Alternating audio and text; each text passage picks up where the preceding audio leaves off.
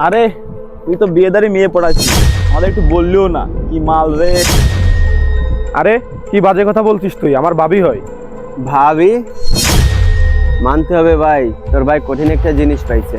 আরে তামিম, বর্তমান সময়ে ভাবি আর দেবর যে সম্পর্কটা হয় না, এটা কোনো বয়ফ্রেন্ড আর গার্লফ্রেন্ডের থেকে কম নয়, বুঝলি? ভাবি আপনি চলেন, এদের মতন বেয়াদবদের সাথে রাস্তাঘাটে কথা না বলাই ভালো। এই শোন, আরে কোনো একদিন আমাদেরও কথা বলার টাইম বের করে দে তোর ভাবির সাথে। আর তো ভাবিকে না আমাদের নাম্বার দিয়ে দিস, যখন তোর ভাবির প্রয়োজন হবে তখন কল করতে বলিস। 24 ঘন্টায় ফ্রি থাকি আমরা। তোর ভাবির কলের অপেক্ষায় থাকবো আমরা।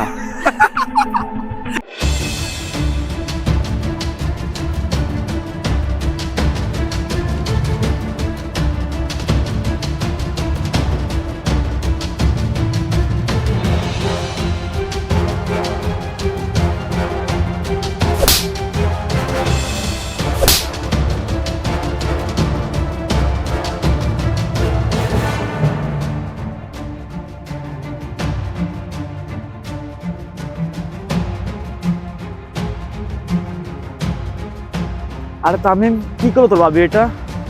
ভাবি না, ভাবি মা বলো। তামিমের ভাবি মা হই আমি। আর কোনো লোক যদি আমার আর আমার ছেলের মতো দেওরের সম্পর্কে বাজে কথা বলে, তার মুখ ভেঙে দেবো আমি। আর তোদের মতো রাস্তার ছেলেদের কারণে কোনো ভাই বোন রাস্তা দিয়ে ভালোভাবে চলতে পারে না। আর তুই একটা কথা বল আমাকে, তোর ঘরেও তো মনে হয় ভাবি আছে, তাহলে কি তার দিকে এভাবে খারাপ নজরে তাকাস? আর তোরা কি সব মেয়েদের এভাবে দেখিস নাকি? ভাবি চলেন, বাদ দেন এইসব। না তামিম, এদের জবাব দিতেই হবে। আর তা না হলে এদের মতন বেয়াদবদের শিক্ষা না দিলে কোনো মেয়ে ছেলে রাস্তায় সুন্দরভাবে চলাফেরা করতে পারবে না, কারণ এরা খারাপ নজরে দেখবে সবসময়। শোন, তোর ঘরেও তো মা বোন আছে, তো তাদের গিয়ে দেখবি এভাবে। আর তোর মাও তো কারো না কারো ভাবি, বুঝলি?